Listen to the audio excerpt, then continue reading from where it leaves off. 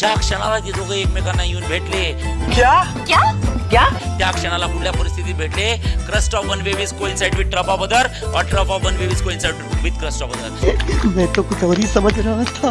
म्हणजे ज्या क्षणाला ते एकमेकांना येऊन आदळले तेव्हा हिचा क्रस्ट त्याच्या ट्रफ वर जाऊन आदळला किंवा याचा ट्रफ तिच्या क्रिस वर जाऊन आदळला. ठीक आहे, म्हणजे याचा अर्थ आउट ऑफ फेज मध्ये भेटले. वाईट झालं. काय झालं? वाईट झालं. नंतर आयुष्यात अंधारच अंधार आहे. ठीक आहे, लक्षात ठेवा. तर याला काय म्हणतात बाळांनो? अँप्लिट्यूड इज काय? मिनिमम. इंटेन्सिटी इज काय? मिनिमम. आणि त्याला ब्राईट पॉइंट की डार्क पॉइंट?